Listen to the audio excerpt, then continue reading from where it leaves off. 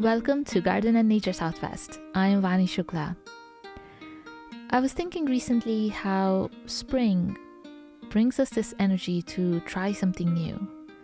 It could be a new plant that you want to try that you've never tried before, or it might be a corner in your garden that you want to have, a different feel and different look to that corner. And the ideas start as very vague. You just have that feeling of, it needs to look a bit different. I want this kind of a feeling in this area. And then your imagination takes a little bit more shape. Okay, maybe some greenery in the background, maybe this flowering plant in front. And from there, most of us, what would we do? We would just probably go to the nursery to see what's available, to see what can fit the imagination that we have. And we also know that we might come across some plant that we've not thought about, and it may look very pretty in that location. So when you walk into a nursery or a garden center, you see this wide display of plants, beautiful flowering annuals, especially in the springtime. And just by seeing these plants, you get so many ideas. There's a lot of mental processing happening there in the nursery. The new plants that we find in any nursery, we look at the label and that little information that is there, that's our way of educating ourselves about these new plants. And I was thinking how this kind of a process is not the same when you're trying to grow a native plant garden. So how does the motivation stay there for growing a native plant garden? Because every time you're having an idea, every time you feel inspired to grow something, maybe to create this wildlife habitat or grow for birds, you want these beautiful butterflies coming to your garden, and you have this image in your head, you have some vague ideas, you go into the garden center, but you don't see the same display of native plants. Many times, even if you go prepared, you have a list of plants that you've selected, you've learned about, that, okay, these are the plants that I need to bring pollinators in my garden, to have beautiful butterflies. These are the nectar plants, or these are the host plants. You've learned something about that. You prepared a list. You go with that to the nursery. And what you see up front, anytime you walk into a nursery, even if that nursery sells native plants, what you see up front most of the time are the plants that are non-native, that are these flowering annuals that we see commonly. And it is for a good reason. Any nursery, if it has some staff, if it has to pay its bills, has to keep its establishment alive, they keep these non-native plants too because they are in demand. A lot of customers are looking for these plants. So that is one reason that we see so many of these plants. But the other very practical reason is that it is difficult to grow native plants on large scale. We don't yet have that infrastructure in place that is already there for these other plants. They've been grown for so many years, and there's some system in place to transport them, to ship them, to grow them in large scales, and they have been selected and hybridized to have a certain look and withstand the transportation and everything. So this is already in place. So they are in large supply. So it's easier to get them for nurseries compared to a large supply of native plants. So that is the reality, that we walk into the nursery hoping we can get some ideas about our native plant garden. We walk in there, and where are the native plants? Often they are on the sides, or maybe they are not blooming yet, so they don't catch our attention. Also, because of the limited availability of plants, the list that you have with you, you may not find the plants that you're looking for. So instead of returning home empty-handed, you decide, hey, it's springtime, I need to grow something. And you end up getting some of the non-native plants. Or maybe the nursery staff might suggest, okay, we don't have this, but this also works in our climate. It's very drought tolerant, and it withstands all the heat. And you decide, okay, you know what? Yeah, I don't know when I'm going to find this one. Let's just take this for now. So quite often we may end up with something that we had not planned for in the beginning and not entirely satisfied either. It's like, okay, yeah, this will do for now. That kind of a feeling. So your motivation may start to go down over time. And you started with this strong inspiration to grow a native plant garden, to create a wildlife habitat.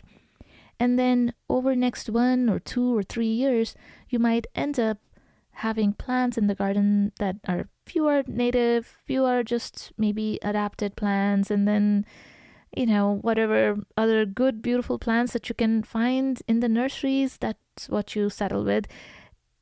If this is something intentional that you're doing, you want to have these particular non-native plants because you love them, that's a different thing.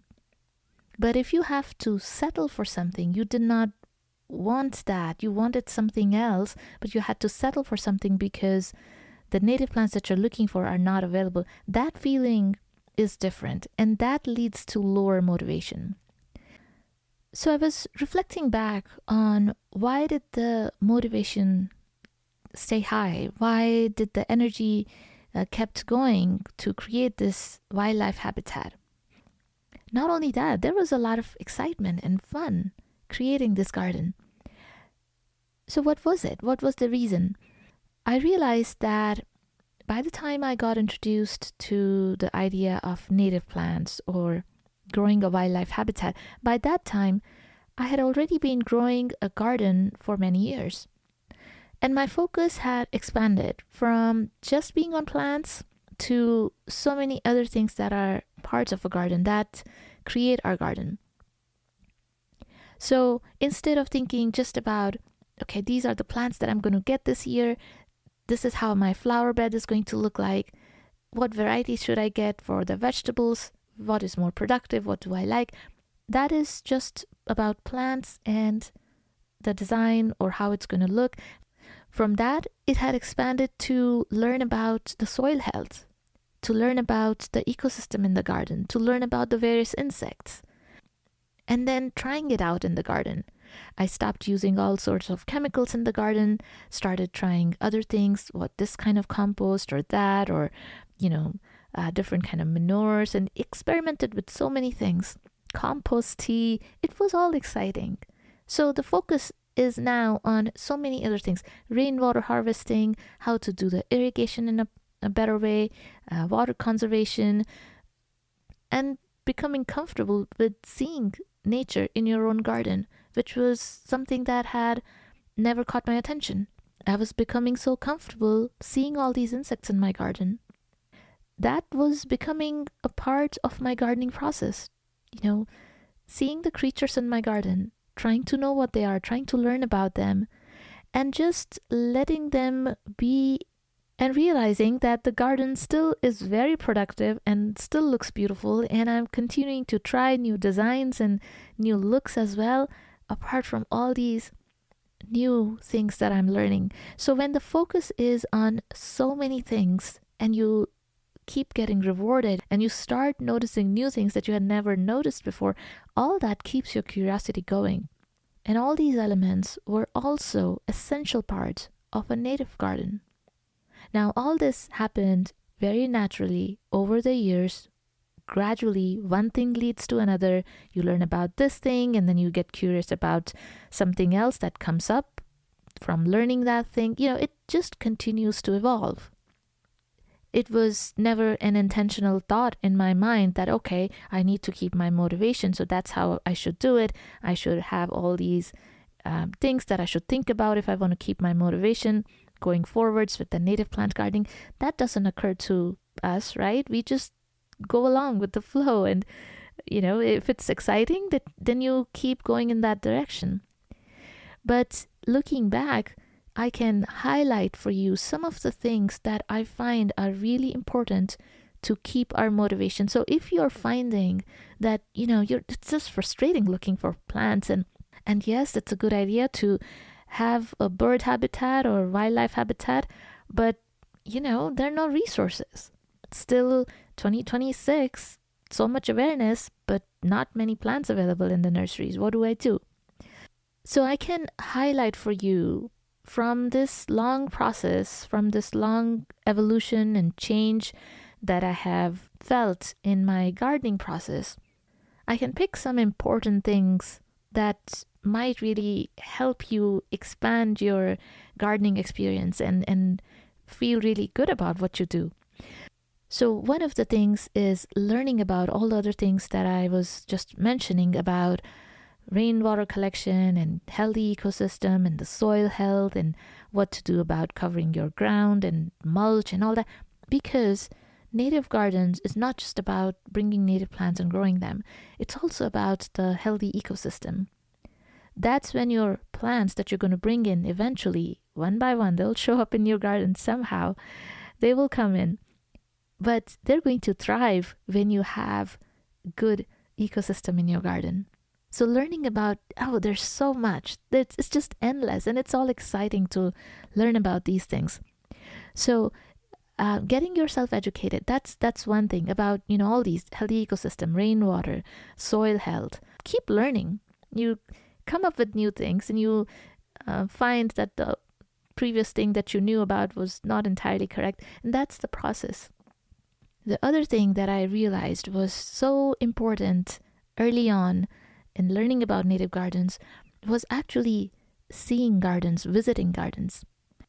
Because if you think about it, when we start to garden or start to change something in our garden, those ideas, those images that come to us about a garden, they come from somewhere.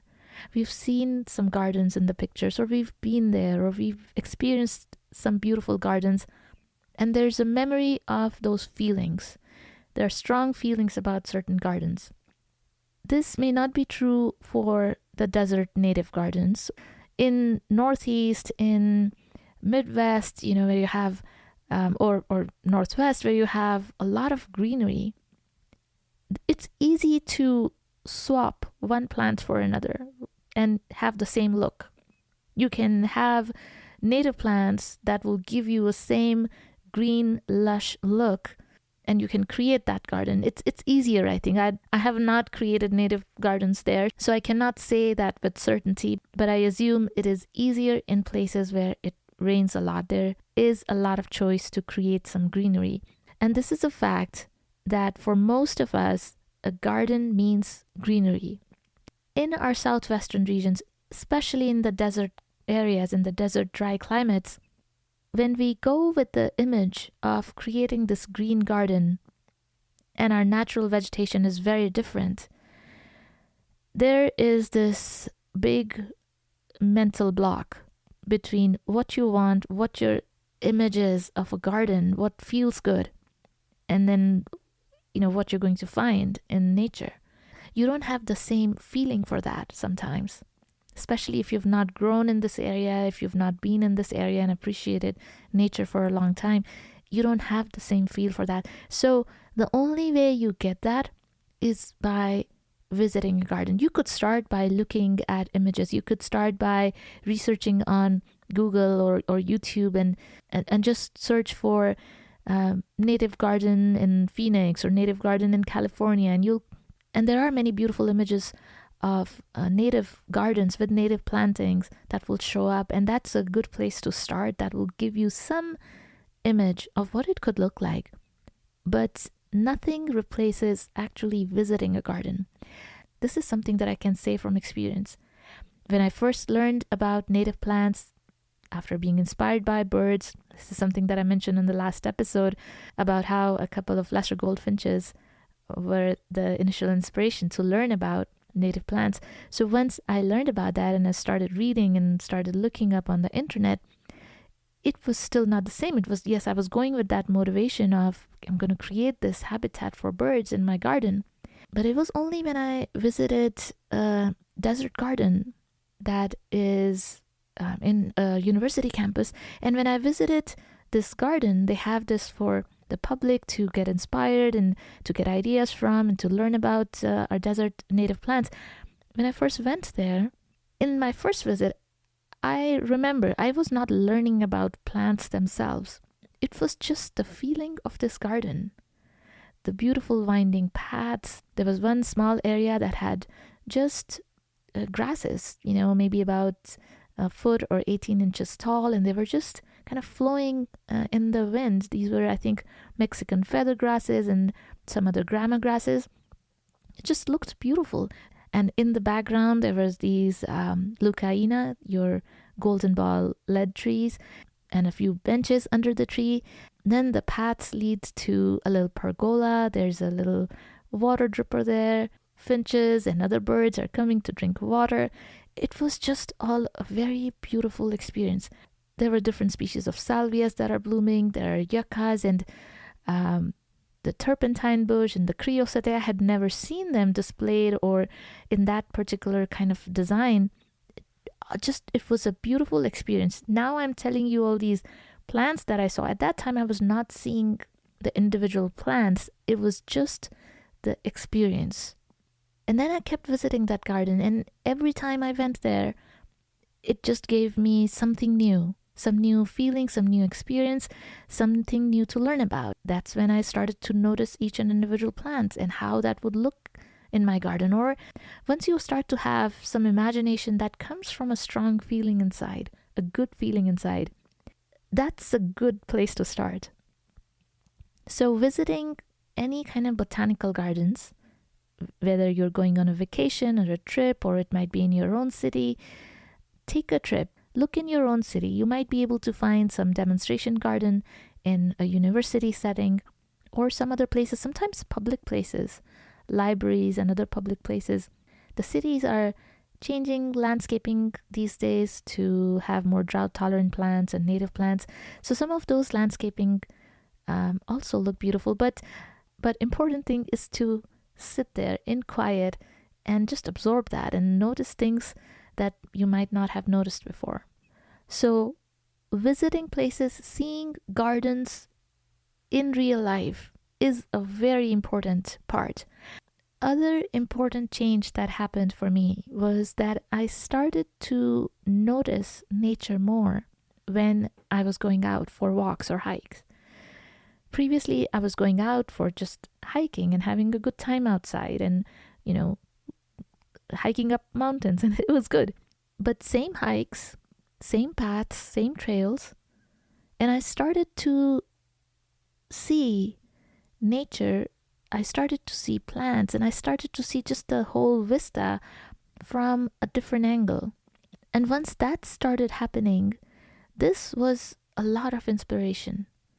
This was a lot of inspiration for not just that, oh, this is the kind of design that I want in my garden. That was happening for sure. There were lots of ideas. Still, I get ideas when I go out on trails. Just yesterday, by the side of the trail, there was this rock, and in front of the rock were a few Nama plants. Nama are, these ground level plants, very small, tiny purple flowers. They look beautiful. And so they were in front of the rock. On one side, there's a Blackfoot daisy. And behind the rock, 3-4 feet behind the rock, ocotillo plants, which are now blooming in spring. It just looked beautiful. Just that little spot. It looked like somebody planned this. So there are lots of design ideas and how you can recreate some of the looks from nature exactly into your garden. So that definitely happens. But apart from that, another thing that also happens, going out in nature and looking with much more detail, looking at the life, the insects, the little spiders or lizards. When you see birds flying by or rabbits, when you see all that, this expands your mind. It gives you that satisfaction that, yeah, the garden might take time, but it is definitely worth the wait. It gives you that hope that what you create in your area is not only going to provide you beauty in your own backyard, it's going to give that experience of nature in your own backyard, but it is also going to be a place where all these other creatures can find some shelter and habitat. Not all the creatures, but many of them, and whichever creatures can find a place in your garden, good. We're not expecting coyotes to come by if we have a small yard, but if you have a 10 acres property and, you have coyotes and deer, and if you're okay with that, Or if you have a tiny space and a few hummingbirds are finding your flowers helpful, that's a good feeling. And you're experiencing nature up so close. So going out in nature and appreciating with a lot of detail. And I suggest going out by yourself. And there's a reason for that, because when we are going with somebody, we're often talking and it's not the same. But when we are by ourselves, there's nobody to talk to, and we are absorbing a lot more. We are thinking and we are getting that feel of this place in a very different way. And it's not this, and also I would suggest not taking any photographs for the purpose of posting anywhere, because that also creates a different mental state. When you're viewing something from the angle of, okay, this is a good picture, this will look good in the Instagram, that's a different mental state. It does not allow you to absorb that visual information, the feeling associated with it, all that in the same way. It's a bit different. You can take the pictures for social media later on, come back the next day, or do it on your way back. But at that time, just when you immerse in it, it's a beautiful experience, and that helps your garden, that helps the motivation and keeps it fun. So in the next episode, I will continue a little bit more of this, as well as go over some of the details on where to find native plants, how to avoid some of the mistakes and frustrations when you're looking for plants, not getting plants that you thought were native, and then a few months later you find out that these are invasive plants. I have done that a few times.